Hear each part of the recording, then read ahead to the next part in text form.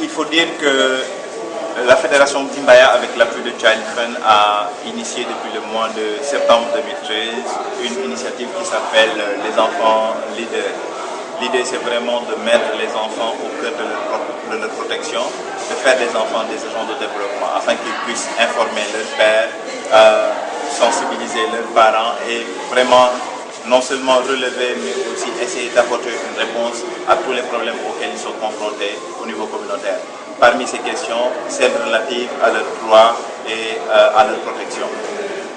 Au mois de septembre dernier, nous avons reçu l'appui de l'UNICEF, de l'UNICEF Ziguinchor, qui a financé les enfants pour mener des activités de sensibilisation sur le terrain.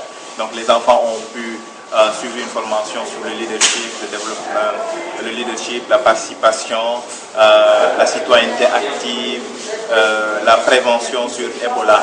Et après cela, ils ont déroulé des activités sur le terrain, donc à travers tout le département de Ziguinchor, par groupe selon leur zone de provenance. Ils ont identifié les problèmes auxquels ils sont confrontés au niveau de leur communauté respective et ont organisé des activités de sensibilisation avec leurs parents, leurs pères et toutes les parties prenantes de leur localité. En dehors de ça aussi, les enfants ont mené des activités de sensibilisation à travers la radio. Donc ils ont organisé des émissions radiophoniques pour porter la connaissance en matière de droits, de protection des enfants, en matière de prévention contre Ebola, en tout cas des questions relatives à leurs problèmes. Les enfants ont réussi à les porter aux populations du département de Ziguinchor et même au-delà. Il y a des questions sur l'état civil. La question de l'état civil est revenue. Si on se rapproche un peu des statistiques, au niveau des Ziguinchor, en tout cas pour cette année-ci, en tout cas, les statistiques révèlent un besoin de près de 35 000 enfants qui sont au sein des établissements et qui n'ont pas de pièces d'état civil, ce qui est un problème énorme et ce qui relève ce qui se passe au niveau communautaire. Donc, lors de ces sensibilisations, les enfants sont revenus sur les processus, la démarche à suivre pour rechercher les pièces d'état civil, mais surtout, les enfants ont rappelé l'importance d'une pièce d'état civil pour un enfant.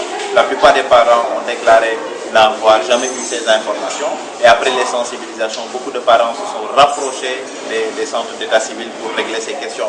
Maintenant, il faut dire qu'après un an, le processus est long, il faut faire un jugement pour pouvoir rechercher les pièces d'état civil. Et si on ne recherche pas de pièces d'état civil tôt pour l'enfant, vraiment, ça lui ferme les portes de la nation, si on peut l'appeler ainsi, parce que l'enfant ne peut pas accéder à l'école, l'enfant ne peut pas avoir de pièces nationales d'identité, de certificat de nationalité. Donc l'enfant n'est pas un citoyen reconnu. Et ça, c'est un problème fondamental.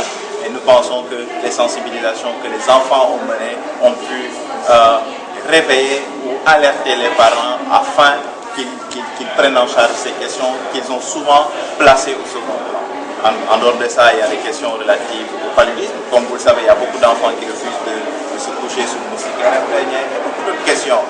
Si vous faites le tour, vous voyez que dans certaines localités, on prend les moustiquaires pour faire une palissade. Donc, on ne peut pas comprendre cela quand on sait que les enfants tombent malades de paludisme. C'est incompréhensible. Donc, il y a vraiment du travail à faire. Il faut que nous portions cette connaissance-là à la communauté et nous devons faire en sorte, en tant qu'organisation, que les enfants soient au cœur, que les enfants soient devant. Non seulement pour les parents, mais aussi et surtout pour les autres enfants qui ont le même âge qu'eux.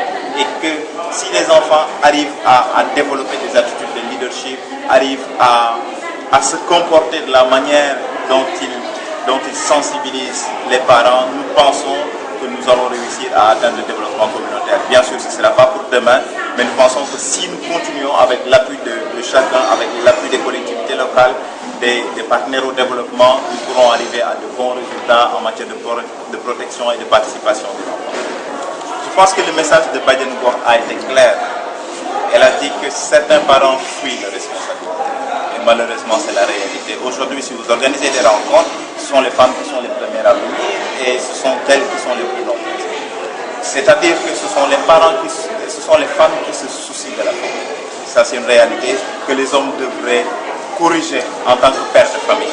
Ne pas laisser les femmes diriger ne pas laisser les femmes seules régler les problèmes, ne pas laisser les femmes seules devant. Donc ce sont les hommes qui doivent appuyer, ce sont les hommes qui doivent apporter leur soutien à la famille et faire en sorte que les questions ou les problèmes auxquels les familles sont confrontées, que tout le monde participe à la résolution de ces problèmes. Ne pas laisser une seule frange qui est surtout, la plupart du temps, les franges les plus vulnérables. Les femmes sont vulnérables, les enfants sont vulnérables. Donc il faut que les hommes participent. Il faut que les hommes prouvent à la nation entière qu'ils sont capables de régler les problèmes de leurs enfants et de leur famille. Ne pas seulement se soucier du pain quotidien.